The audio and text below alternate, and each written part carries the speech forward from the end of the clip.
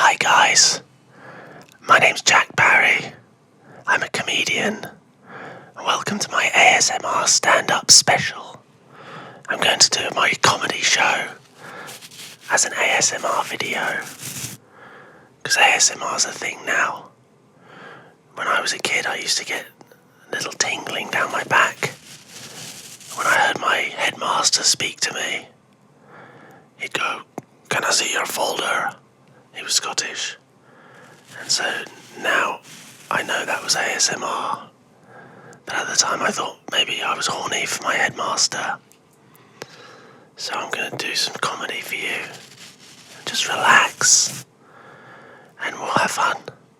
So please welcome to the stage, Jack Barry.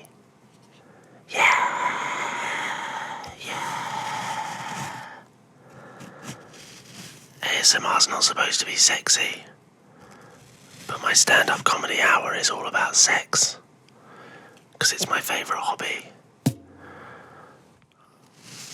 I'm definitely a keen amateur of sex, but I've decided I don't want to go professional, just because you lose some of your passion for your hobbies when they become your job, don't you?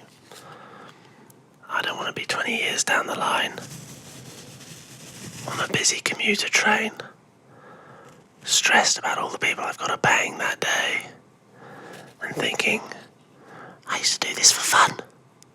I never thought I'd say this, but I want to go on holiday for a week and not bang anyone. But I got bills to pay. So I'm an amateur sexer. I don't think this is controversial to say, but I'm definitely at my happiest. I'm at my best when I'm having sex. And I realised I feel quite bad for a lot of my friends and family, because they will never see me at my best. I might have a lovely weekend and a picnic with my parents, and they'll say, "Oh, Jack was on good form today," but they've got no idea. And they'll never know, because it would put me off if they were there while I was having sex. Just saying, "Oh, we're proud of you, Jack."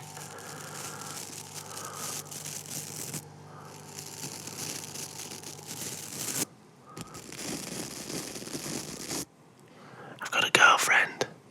She's my main sex partner at the moment. She's from South America, so she has lots of cute kind of South American nicknames for me, like Gringo and White Devil. Recently she started calling me a colonialist pirate. You know, it's sort of normal couple stuff.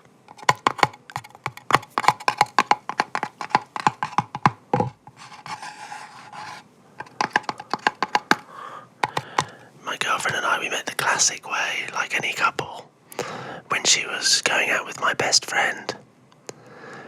And it's fine, we're all friends now. It's actually more of a classic story. My friend is an English teacher, and my girlfriend was one of his students. Don't worry, he teaches adults. I like to clarify that. She's not a child. Yet. I don't know what that means, I just like saying it. Maybe people think I'm going out with Benjamin Button. Speaking of buttons, I've got a nice little tub of buttons here.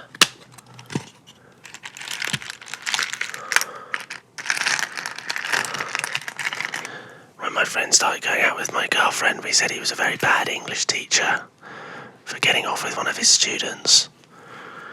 But then I realised, she was quite cool and fit. So when they split up, guess who was there? Waiting at the school gates, ready to come pick her up. Daddy's here. In my people carrier. With some Dairy Lunchables in case she got hungry. Again, she is an adult. Yet.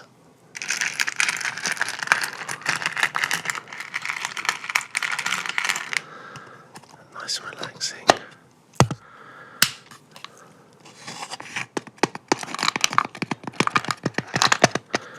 We've been together for a few years now, and I want to get better at sex. I want to be the best boyfriend I can be, but I'm stupid, and I'm prone to making quite stupid mistakes in the bedroom.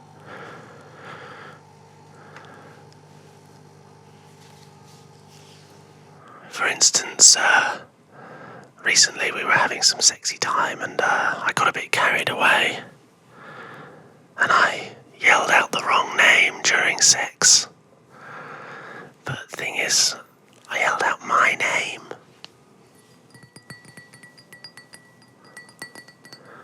Which I thought would be better than yelling out someone else's name, but it's not much better, to be honest. She was like, "What did you just say?" And I said, "Look, I'm starting with me and I'm working around the room. I'll get to you. It's alphabetical order." Okay. But I'm trying to get better at relationships this year because I was always very awkward about talking to my parents about sex when I was growing up. My parents were very helpful and very open. They always wanted to talk to me about sex, but I'd rather cut off my ears and put them in the bin than talk to them about sex. They were very supportive though. My dad once offered me a cash prize to lose my virginity. That's not because he's a weirdo. He's an accountant and he just likes to bring money into everything, so that was his way of letting me know that I was ready, rather than sitting me down and saying, "Son, I think you're old enough and mature enough to have sex now." He said, "I'll give you £250 if you can pop Dad cherry," which I thought was very nice. But I did say to him, "Dad, the problem up until this point hasn't exactly been motivation. It's not like there's a queue of people waiting to have sex with me and I just say, 'What's in it for me? What am I getting out of this relationship? I don't get out of bed for anything less than £250. I don't get into bed for anything less than £250.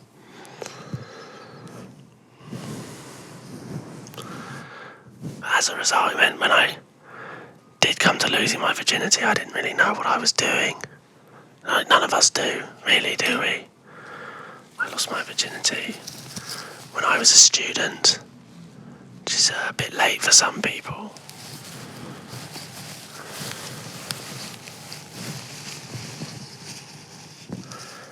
Despite the cash incentives from my dad, I lost my virginity when I was a student, and I felt awkward because it felt like everyone else had been having sex for a long time, and I didn't know what anyone was talking about, so I always pretend. I'd go, "Oh yeah, I love to sperm anywhere I can, really." I suppose, if we're being technically, I lost my virginity, like most men, I think, to a particularly attractive item of furniture in my house. I know a lot of men don't like to admit to it now, but I think more men than are letting on have put their penis in something in the house. Because you get very creative when you become a horny teenager. When I was a kid, I used to be, everyone's very scared to put their feet outside the end of the covers, just in case a monster comes and grabs your feet. As I got older and I became a hornier teenager, I would put my feet out of the covers on purpose, just in case a monster came and then I could fuck it. I wasn't fussy, I'd fuck a sexy monster.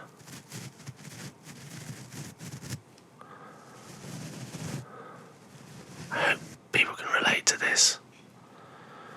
I did find when I was touring this show that I tried to write lots of observational stand-up comedy in this show, and when I'd perform it to people, I realised that I'm quite weird. And a lot of the times I'd say, "We all do this, don't we?" And people say, "No, Jack, you're weird. We've never done that."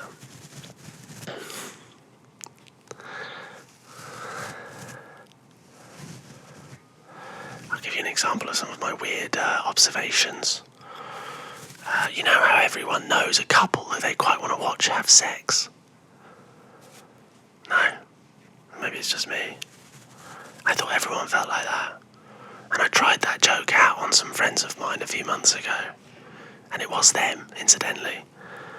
And I said, we all want to watch someone bang, don't we? And they said, no, we don't. And I was like, oh yeah, no, me neither.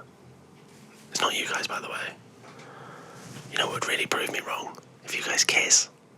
Kiss, kiss, kiss, kiss, kiss, kiss.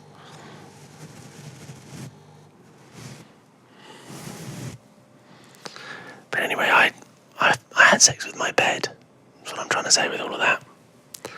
I lost my virginity to my bed. It was a very loving relationship between a man and his bed. I'd make sure the bed was having a good time too, but I would put my penis in between the mattress and the bottom of the bed.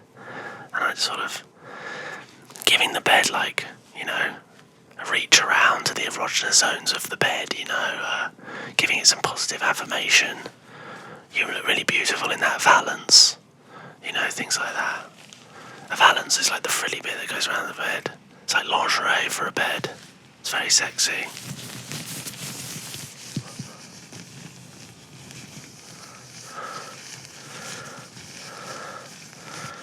But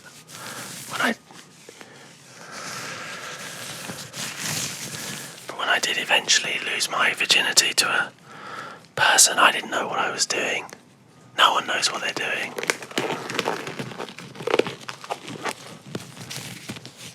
Is that a nice sound?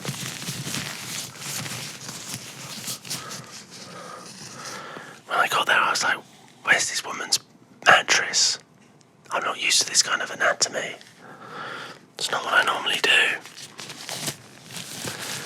And I think that's a problem with sex education.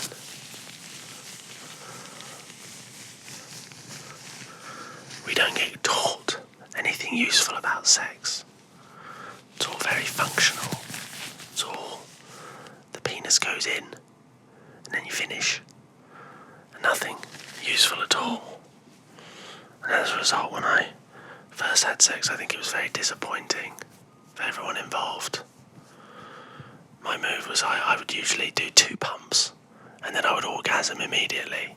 And that was my move. I did that a few times. I know there's a stereotype that lots of women fake having orgasms. Lots of men fake not having orgasms. I realised that very early on when I pretended that I hadn't had an orgasms. This is just a wig, it's not an actual person.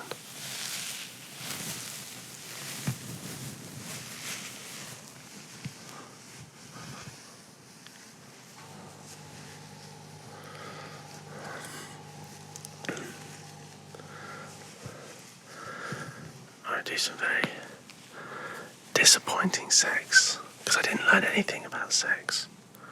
The sex education I got at school was so useless that I didn't know what masturbation was afterwards. Because all they told me at my school was that it's when a man strokes his penis, and it's very natural. And I had actually never masturbated at that age, but I'd stroked my penis before, sure. Like a cat.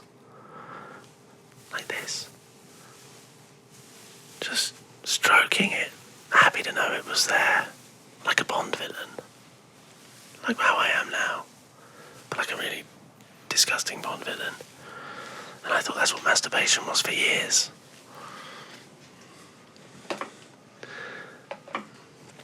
Because we don't learn anything useful in sex education at school.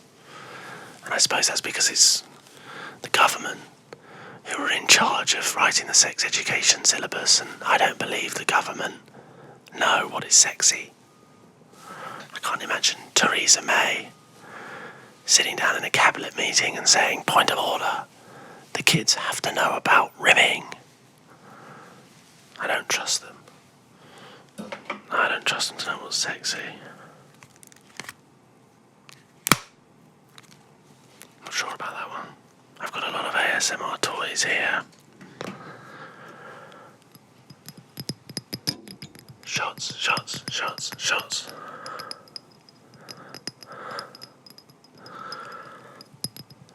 I think even though we're not a Christian country anymore, Christianity still sort of influences our sex education. And that's why we learn a very functional thing. We don't learn about sex for pleasure. And I think it's a bit unbalanced.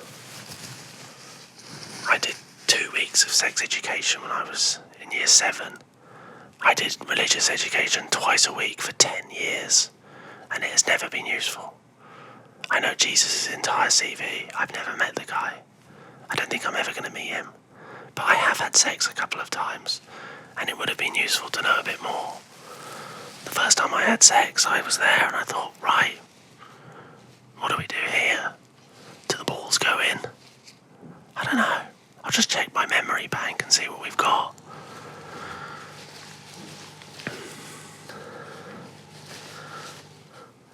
And then my brain said,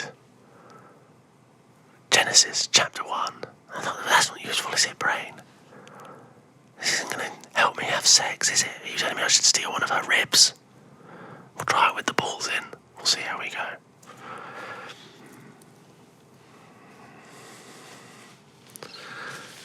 There's not enough learning about sex for pleasure.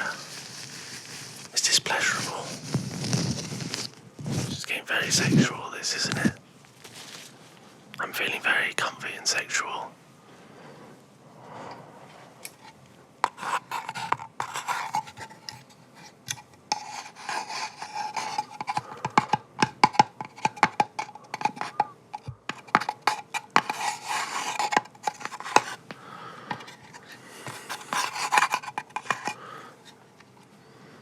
Sex for pleasure wasn't mentioned in my sex education at school.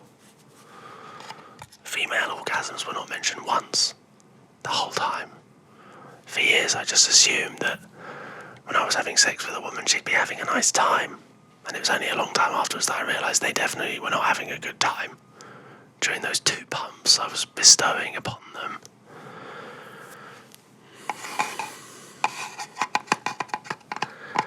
All they taught me about female orgasms at my school was that they're really difficult, so it's probably best not to bother. Don't worry your little heads about it. All you got to do for a man is go back and forth long enough, and sooner or later something fun will happen.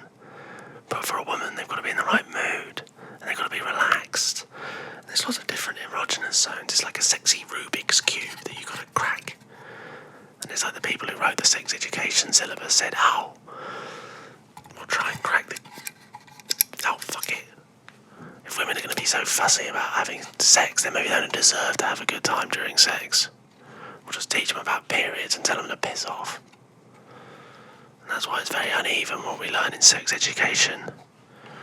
For women, all you get taught is there's going to be a lot of blood and danger during sex.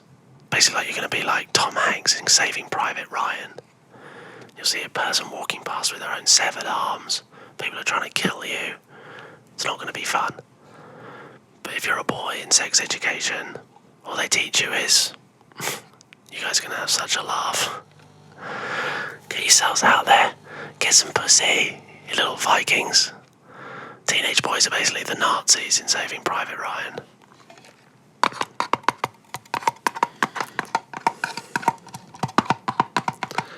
But because we're not taught about sex for pleasure, a lot of men, I think, don't think it's their responsibility to worry about their partner's orgasm. And I argue it is. There was an article that went viral last year, which stuck out to me. A man had written into an agony aunt at a newspaper, and his question he wanted to ask was, after we have sex, my girlfriend always goes and masturbates afterwards. Why? Is she insatiable or something? That's what he said. I hope you find that funny. Because I did this show in Maidenhead, and everyone thought that was a very reasonable question to ask. Lots of people shared it around the internet, saying, your girlfriend's fine. She's just not finished. She hasn't had an orgasm yet.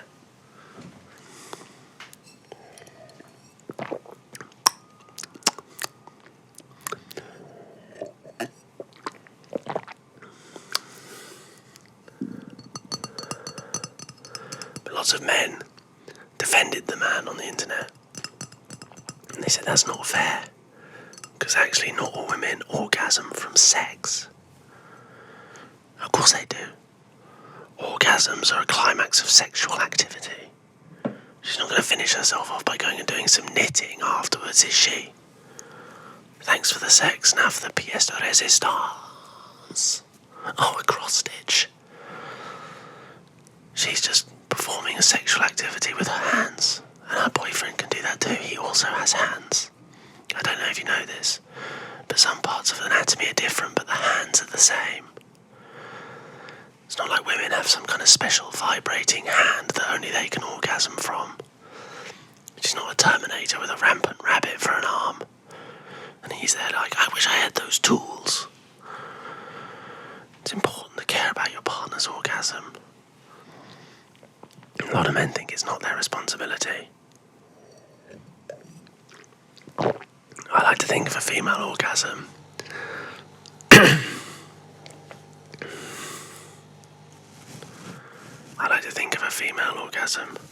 as a puzzle. It's like being on the crystal maze. Okay? And basically that guy has got into the puzzle room on the crystal maze and he's gone, oh, the door's locked.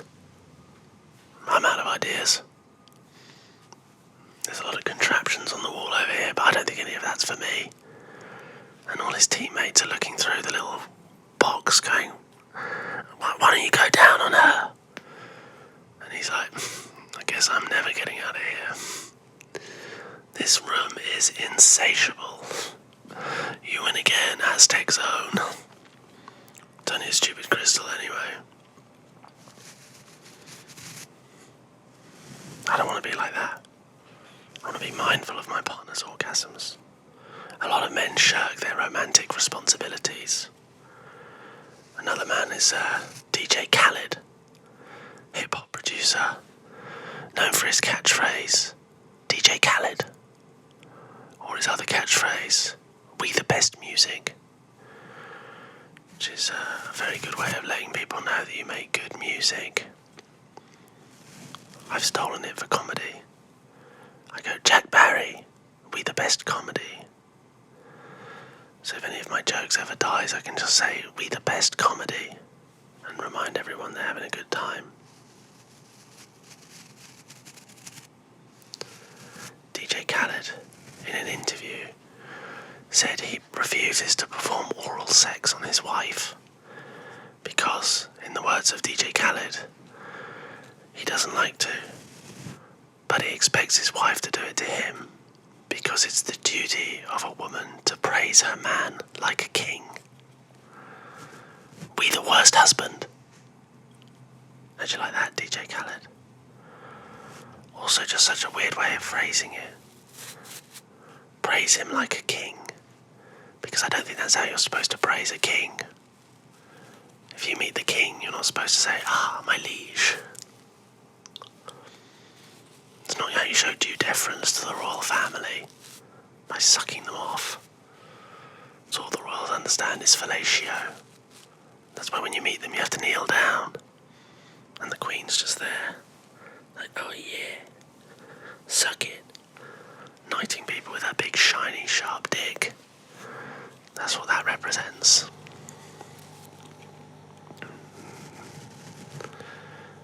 The queen likes to knight people with a big sharp dick. Dick. That's a nice sound. Dick.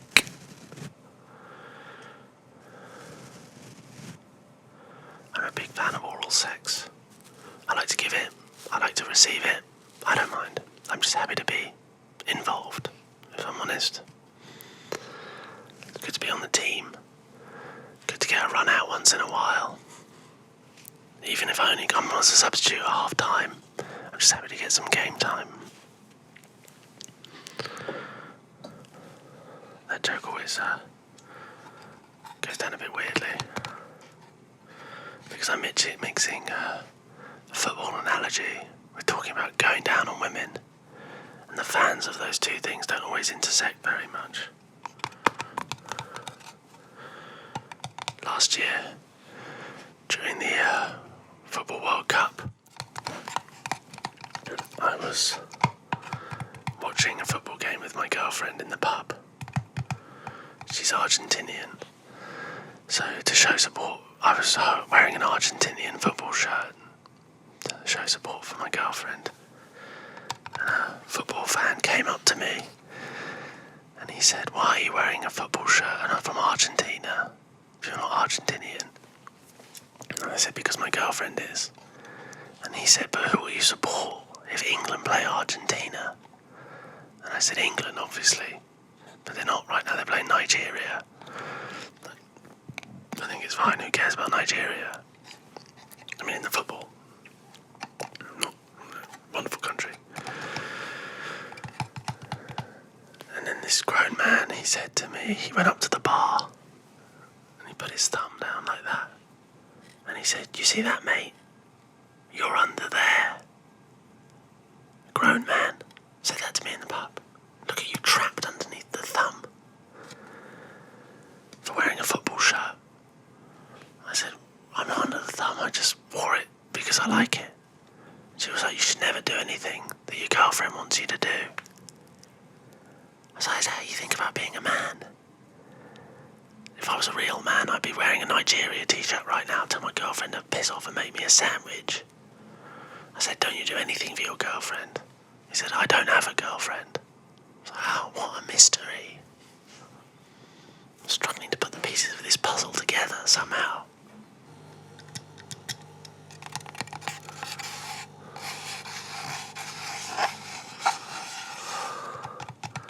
Then he said I was a traitor to my country, wearing a football shirt. And I said, "Why?" And he said, "What about the Falkland Islands?"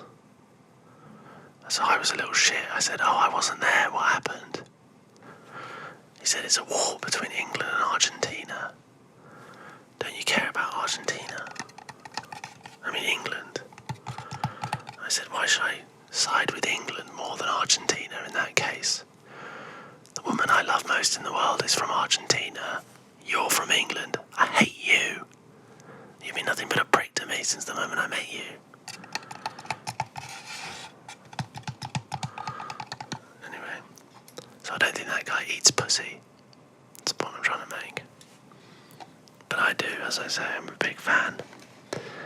I realised recently it can be a great way of releasing tension in a relationship, oral sex, thanks to a new technique that I'm pioneering. Which is part of the reason I wanted to make this video, to let people know. What I've come up with is, you know how some people, when they perform oral sex on a woman, they say it's a good technique to write out the alphabet with your tongue into her vagine. It's a very 90s sex tip. Whenever I do this gig at a university union, there's always one student furiously writing notes on his phone at the back of the room. People say it's very stimulating for the woman. What I've realised is I've been with my girlfriend for about 5 years now. When you've been with someone for a long time, little tensions build up in the relationship. You get little niggles in the back of your head. Sometimes you just need to get things off your chest. But you don't necessarily want to say them face to face to your partner, because it might blow up into a bigger argument than it needs to. You see where I'm going with this? So what I've started doing is whenever I perform oral sex on my partner, rather than writing out the alphabet with my tongue, I just spell out anything that's pissing me off about the relationship. Works a treat. She's having a great time. She's like, "Oh my God, this is amazing." And I'm down there like, "Yeah, and another thing. How come we never watch the TV I want to watch?" And I'm like that.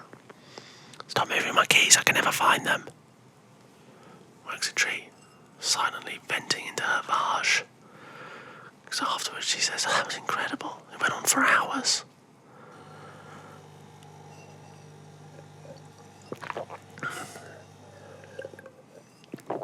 And I'm like, "Yeah, it's been a tough week.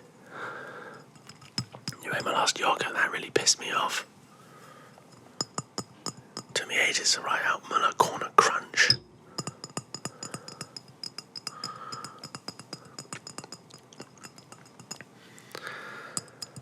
especially good when you write in a foreign language, I realised. Because some of the letters have accents on top of them. Just like a little flourish in the key area, if you know what I mean. That's why she likes Muller so much, because of the U. It's umlauted for her pleasure.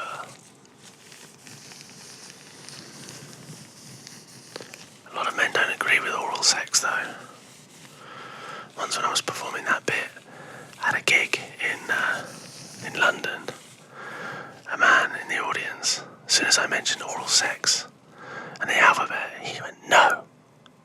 And then everything I said, he went, no. It was like he was having a Vietnam flashback or something like that. There's pussy in the trees. We're surrounded. And I said to him, are you okay, mate? Do you not like performing oral sex on your partner? And he said, he realised that he was about to say, no, I don't like performing oral sex with my partner. But he realised the rest of the audience didn't agree with him. So he covered it by just saying, I hate the alphabet. Good save.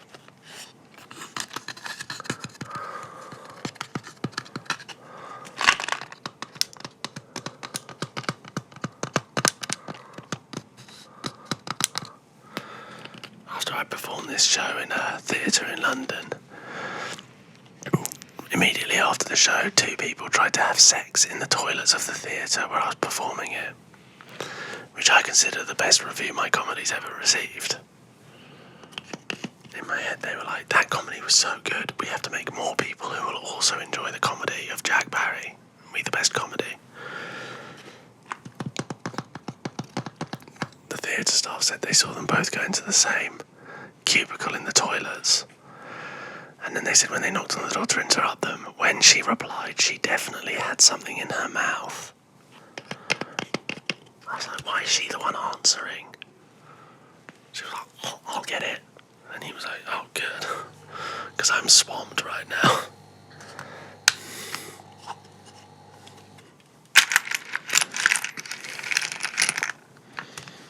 Thanks for listening to me talk about sex this long.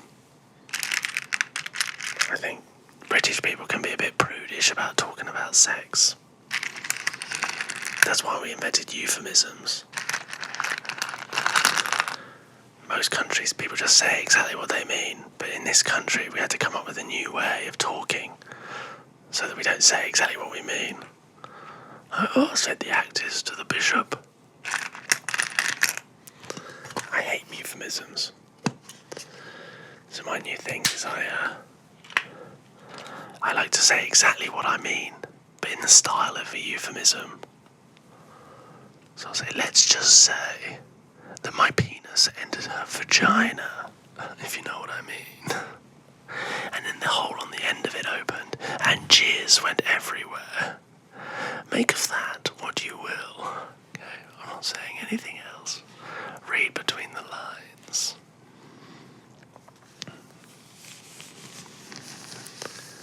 The only time British people say what they mean is when we're sexting. Sexting. You text someone something sexy. Oh, I can't wait to... yeah. You know the good stuff. Oh, when I see you, I'm gonna... meow, meow, meow, meow, meow. I like sexting. The only thing I don't like about sexting is that you'll be texting someone something really sexy. But then while you do that, you maintain your completely normal your texting face. So you'll say, oh, I'm gonna fuck you later. And your face is just... makes you feel a bit like a serial killer. I'm gonna fuck you. I've got in my head about it now. I was on the train the other day and I saw a man texting like that. And I thought, you dirty dog. Yeah, you go for it, mate. Give her one from me. A text. Give her a text. A free text.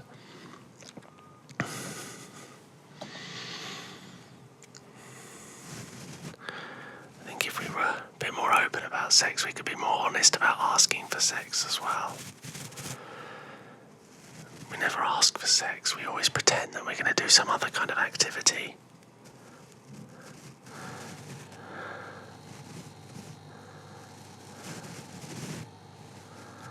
If you meet someone at a nightclub, you say, come back to mine and we can watch a movie. Then 10 minutes into the movie, it's, yeah, sex time.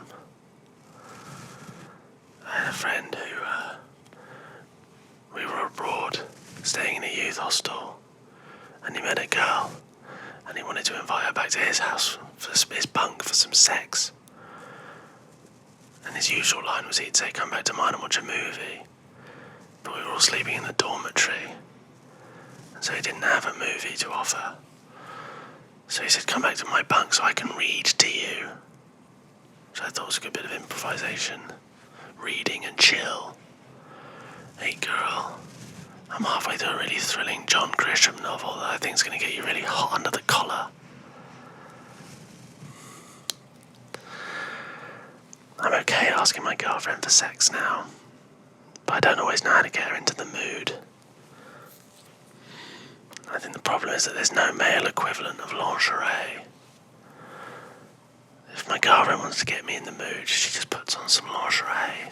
Sexy sort of thong or a corset or a valance or a bedsheet, something like that. She knows what I like. But I have no idea what my girlfriend finds physically attractive about me. Is it my back fat? Is it my massive forehead? Is there lingerie that accentuates my massive forehead? No. I do things that make her want to have sex with me, but there's no lingerie equivalent to accentuate that. I can't wear a thong that shows off what a good listener I am, or a corset to show off that I do my fair share of the housework. Or maybe a sexy, skimpy Argentina football shirt to show off what an emasculated pussy cuck I am.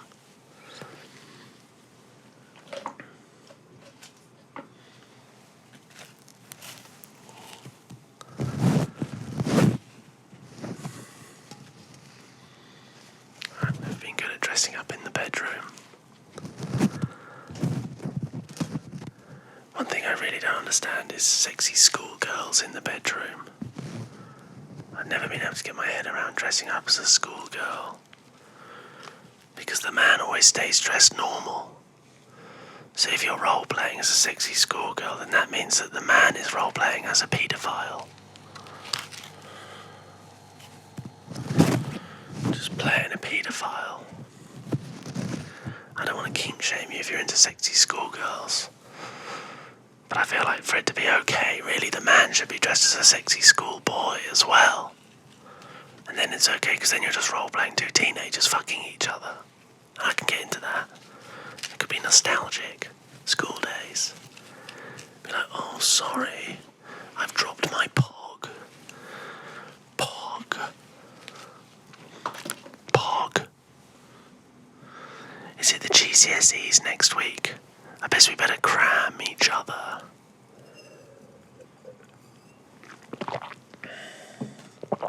I want to keep things sexy between me and my girlfriend. I don't want her to get bored. I read a book about polyamory recently. Spicing up your relationship with multiple lovers. So I mentioned it to my girlfriend. I said, do you ever feel I wanted to give her the option? I don't want to get jealous if she wants to have sex with other people. She's not my possession. I don't own her. Yet. And I said, do you ever feel like you want to have sex with someone who's not me? And she said straight away, yes please. We just spoke about it. My girlfriend's bisexual. She said she hasn't had that much experience with other women. And I'm not a woman. I said, that's great then. You should go for it. I'd be very happy.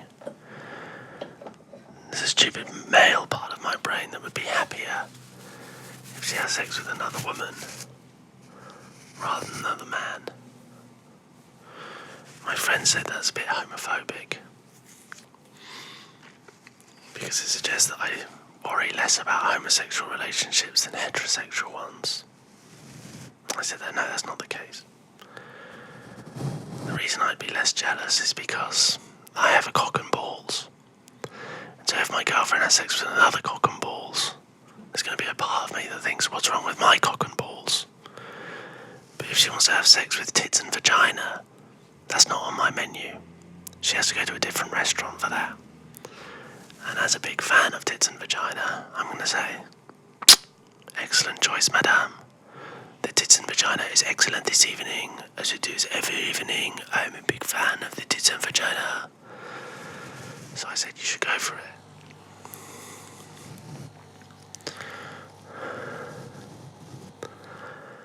I said, you should go for it. I want you to have an affair with a woman. I'd feel great about it. And she said, no, I don't want to do it without you there.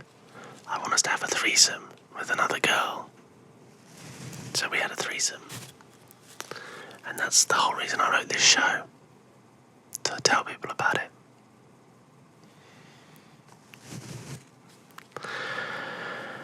But it was quite scary having a threesome for the first time. It was like losing my virginity again.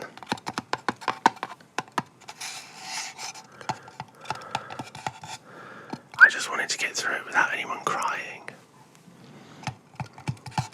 I had some friends who had a threesome when we were at university, and it ended up with all of them in bed crying. Because when the man had sex with the other woman, his girlfriend got jealous and started crying. And then he felt bad for making his girlfriend cry, so he started crying.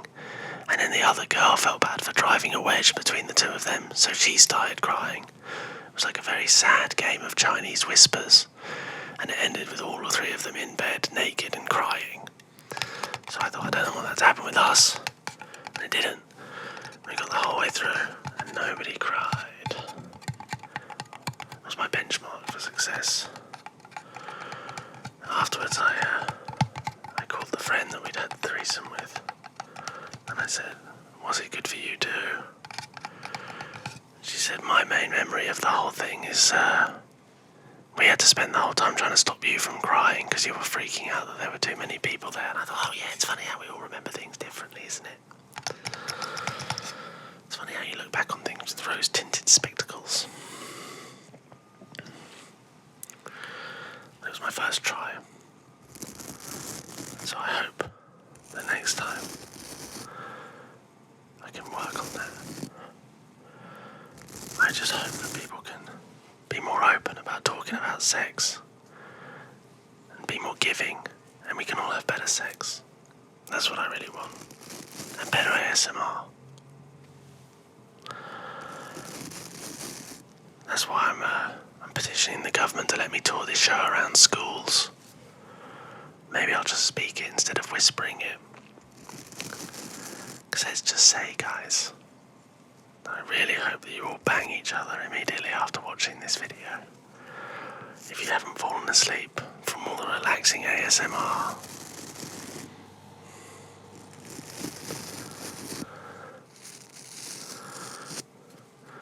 Thank you for tuning in to my ASMR special. I want to say a big thank you to my audience for being here. We've had a lovely time. I'll see you next time. My name's Jack Barry. Relax.